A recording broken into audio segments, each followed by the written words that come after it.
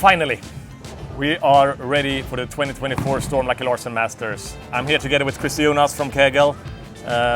We've been doing quite a lot of testing, and you guys should know this is about the hard as it gets. To decide the pattern, to try to predict what the bowler is going to do.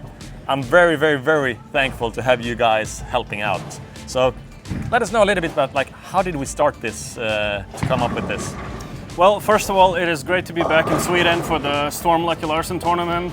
It is great to be back here at Olympia Bowling Center to obviously design the pattern for the event. This is always, to me, this is a fun part of the event, you know, when you can work on the pattern and maybe make some tweaks to it and make sure you find the right challenge for the bowlers to face for the whole duration of the tournament. So yes, like you said, we did quite a bit of testing. Well, there was quite a bit of testing done over the weeks. Of course, the final testing was completed today. We bowled quite a bit. We tried several versions, and we hope that we came up with the right one. So obviously, this year we're going to have 42 feet. The reverse brush drop is going to be at 40 feet, and the total volume is going to be at 33.75 milliliters of oil. We're going to use two conditioners this year. We're going to use current and ice. Current is going to be used on a forward pass, and ice is going to be used on a reverse pass.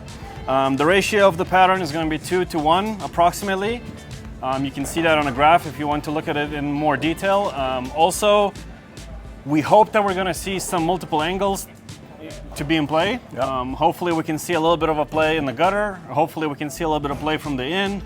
So that should give the different styles, you know, a good chance to compete and feel like they can score pretty well.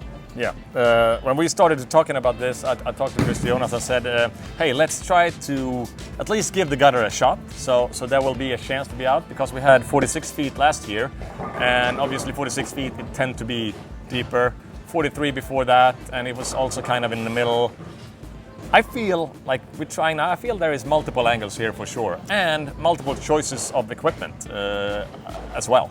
Yeah, I totally agree with you, and I think that's the ultimate goal when you're trying to design an oil pattern. Is you want to really make sure that there's multiple options for different styles of bowlers to be able to feel like they can compete. Yeah. Like I said before, I think it's very important to give the bowlers multiple angles, and then also try to predict what a transition is going to look like. So hopefully we found the right one. I felt like testing was pretty good. We saw what I thought we wanted to see.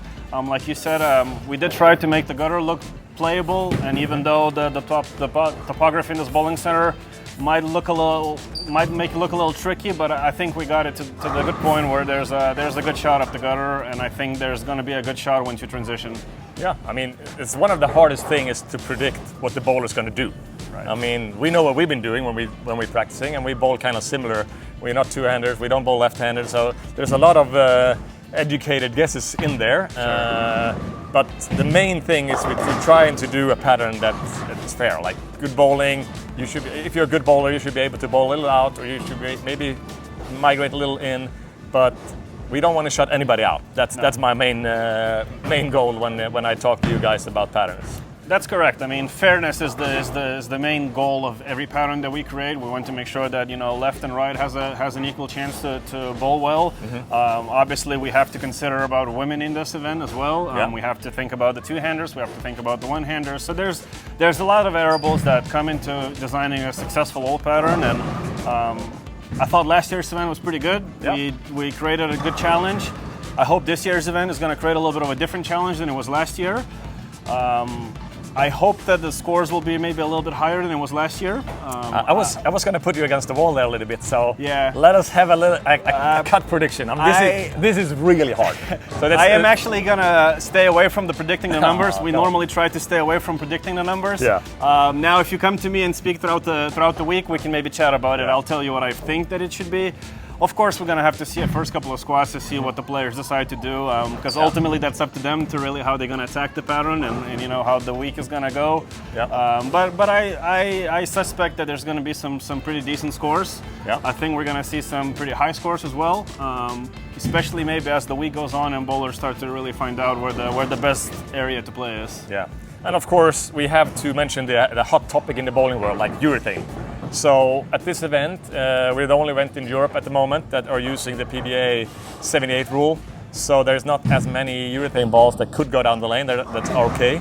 But I think, I mean, there will be a chance that people are throwing some urethane on this, but it would not be dominated like a lot of the other European stops with like all urethane balls. So I think we will see for sure some weaker reactive maybe to the right, and maybe something a little stronger, a little deeper into the lane, and there will be some urethanes as well. So I literally think there will be multiple equipment and multiple angles to attack this pattern. That's the ultimate goal, and I definitely think there's going to be some urethane thrown. That's just the nature of today's game. Yeah.